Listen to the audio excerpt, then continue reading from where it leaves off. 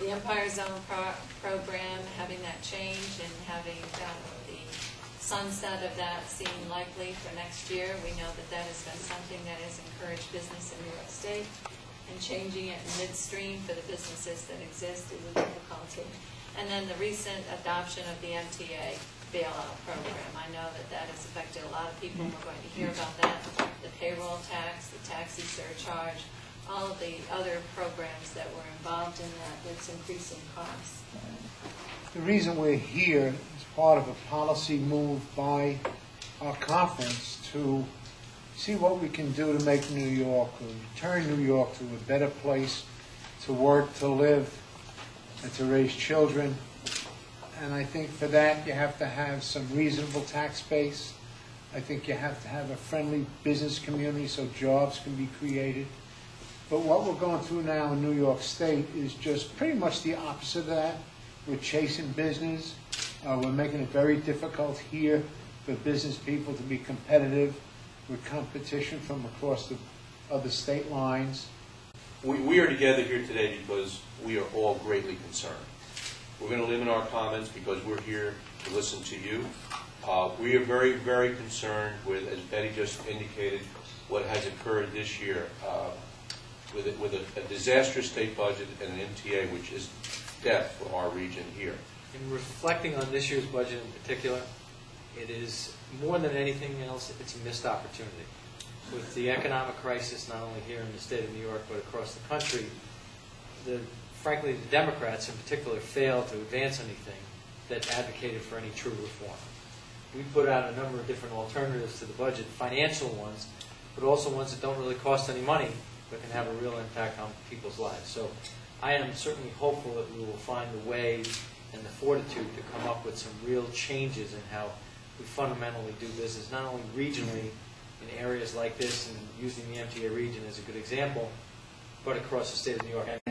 What I want to, so I have that business perspective of public, semi-public, and private.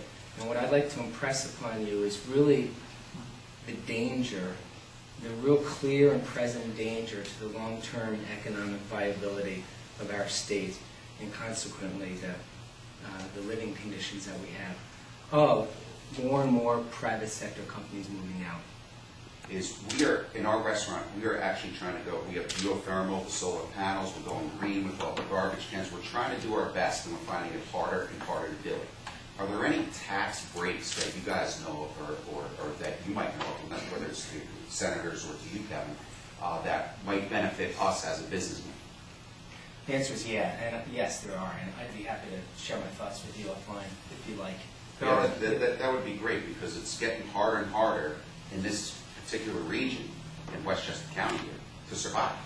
And I'm born and raised there. I'm trying to raise my kids here, and it's almost to the point, like you were saying, take your businesses and move them out. And we're almost to that point. We have the highest per capita expenditure for students K through 12 in the country, and we rank a pathetic 43rd in terms of high school graduation rates. The money isn't being spent properly, and Albany is partly responsible. We have the highest percentage of union representation in the country. And if you've only taken Economics 101, you know that is very definitely affecting our ability to get certain things done in the state of New York, and certainly to get them done cost effectively.